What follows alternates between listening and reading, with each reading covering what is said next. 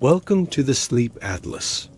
Tonight, we invite you to leave behind the noise of the day and drift into a timeless world of calm and wonder.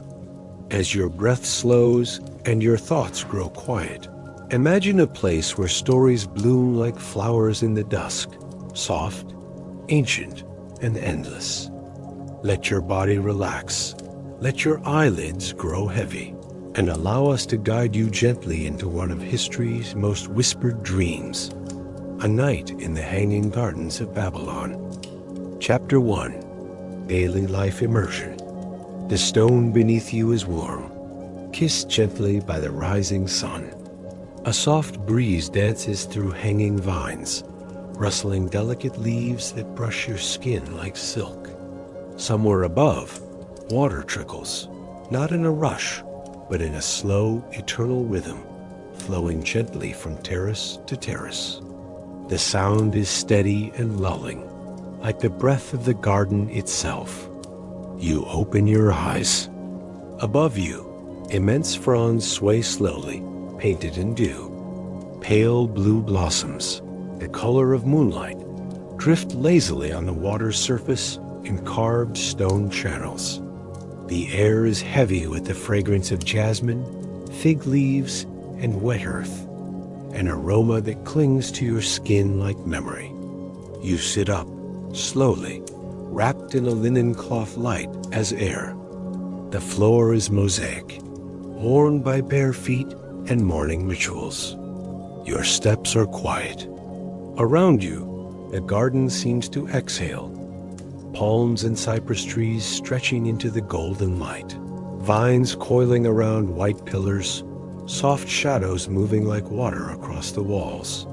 You pass under an arch where grapes hang heavy and cool. A distant chime rings from a bronze bell, marking the beginning of the day. A gardener hums somewhere in the terraces, his voice low and steady. Birds coo from hidden nests in the vines, their calls lazy and melodic. You run your fingers along a clay urn beaded with condensation. It smells of stone and pomegranate. A cat stretches across a marble bench, then curls again into slumber, unbothered by your passing. You walk beside a reflecting pool. The water is clear, its surface broken only by the occasional ripple of a lazy fish or the drop of dew from an overhanging fern. Your reflection blurs and returns, soft and serene. Above, silk canopies ripple slightly in the wind, casting dappled light that flickers like a dream. Somewhere, an old man chants verses in a forgotten tone, his voice barely louder than the rustle of leaves. You don't need to understand the words, only their rhythm, slow and eternal, like waves against the soul. You pause beneath an olive tree. Its branches bow low, heavy with fruit, and you feel the quiet weight of time. There is no urgency here. Only breath, only stillness. Only the green silence of a place untouched by haste. And so the morning stretches, not in moments, but in layers, soft, slow, eternal. Chapter 2. The personal story. Her name is Lila. She wakes before the sky turns blue, her bare feet meeting the cool clay floor of her chamber, carved into the terrace wall. A breeze curls in from the garden, carrying the scent of water-soaked earth and flowering myrtle. She doesn't light a flame. She never does. She moves by memory, by rhythm, by the hush of morning. Lila is the keeper of the lower terraces, not by decree, but by quiet legacy. Her mother tended these vines before her grandmother before that. The tools she uses are smooth from decades of fingers. She never calls herself a gardener, only a listener. Her first act each morning is to listen. She sits beneath the fig tree beside the central pool, a stone bowl in her lap. One by one, she crumbles herbs between her palms. Thyme, sage, dried blossoms of rose, releasing their fragrance into the waking air. She breathes slowly, in through her nose, out through her lips, like the rhythm of the fountains. Lila does not speak often. When she does, it is to the plants or to the water. She believes the garden listens. She believes it remembers. Today, she tends to the jasmine vines that twist up the eastern colonnade. She hums softly as she works, a tune with no name, one she's carried since childhood. Her fingers are deft, gentle. She plucks dry leaves, encourages new growth, whispers blessings into each bloom. As the sun climbs, Lila pauses in the shade of a broad acacia. She places a hand on the cool trunk and closes her eyes. The world around her is never still, but always calm. It is a world of soft motion, the sway of petals, the slow arc of light, the drift of clouds high above. In the afternoon, she carries clay pots to the upper terrace, where noble visitors leave prayers tucked into cracks in the walls. She waters the moss growing there, careful not to disturb the scrolls. She's never read them. She doesn't need to. Their hopes are the same: love, peace, rest, dreams. At sunset, Lila stands at the edge of the terrace and looks out over Babylon. The great river winds through the city below like a ribbon of silver. Smoke rises from distant kitchens. Bells ring. The city is alive, loud. But here in the gardens, only the wind speaks. She leans into it.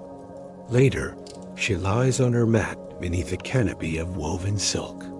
The vines cast shadows across the ceiling, swaying, whispering. She sleeps with one hand resting on the soil beside her. She dreams of water and wind and of the garden breathing with her, as it always has.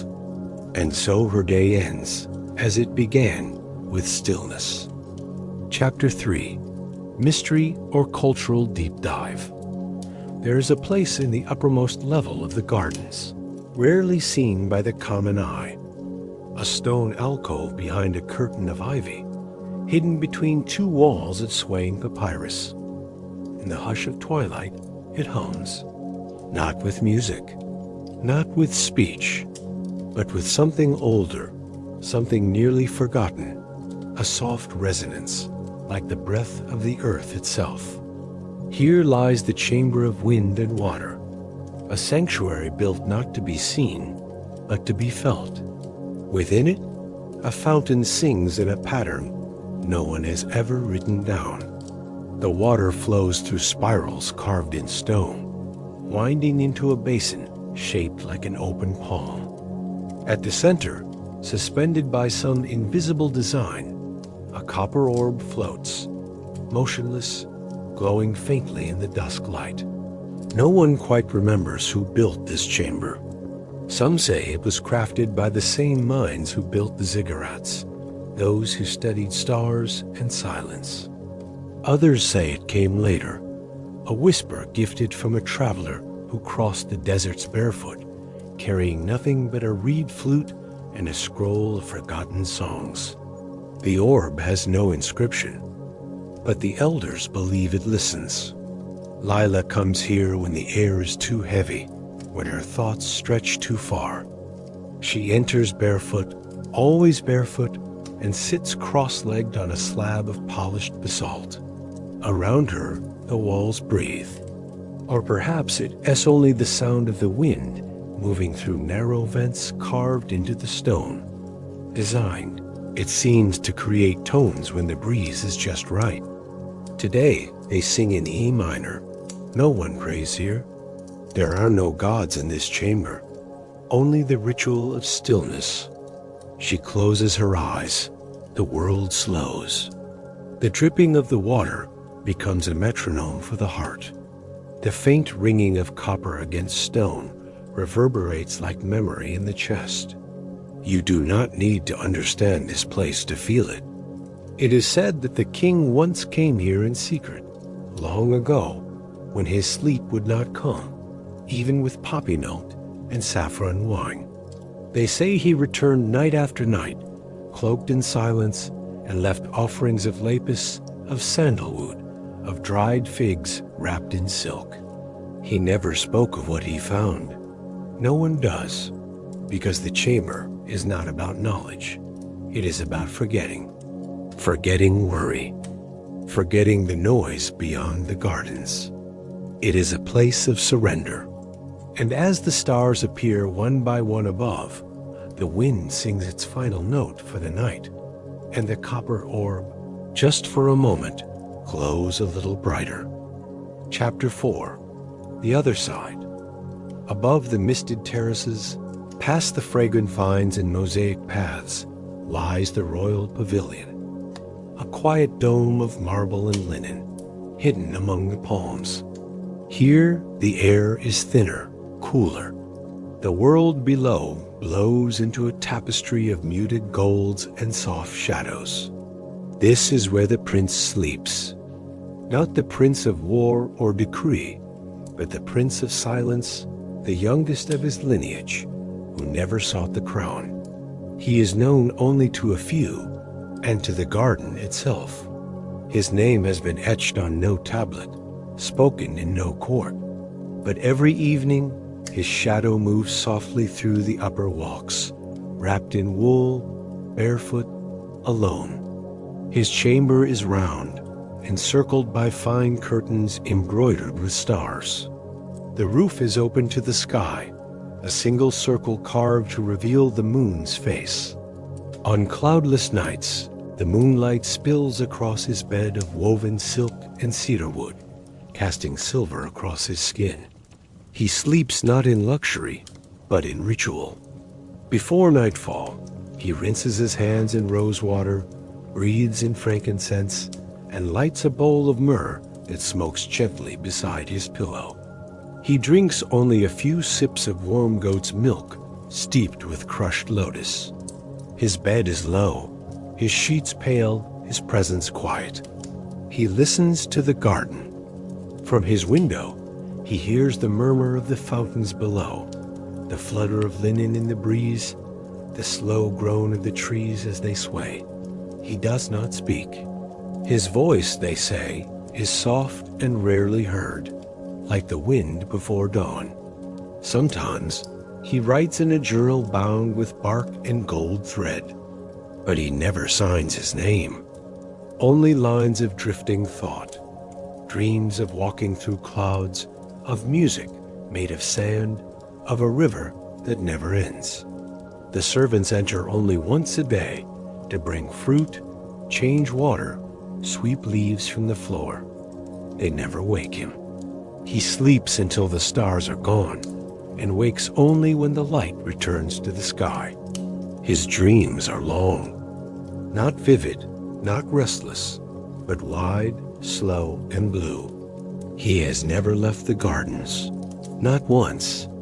They say he was born during a night when 3 planets aligned, and that he was silent as an infant, never crying. They say he has no desire for power, only for stillness, that he hears things others have forgotten how to hear, the shift of stone, the sigh of roots, the breath of sleep itself. Tonight, as the lanterns dim and the cool air thickens with lavender and smoke, the prince lies beneath the open sky. One hand rests on his chest, the other open by his side. His breath is shallow even. He does not stir. And as the garden sleeps, so does he, not as royalty, not as man, but as part of the garden's dream.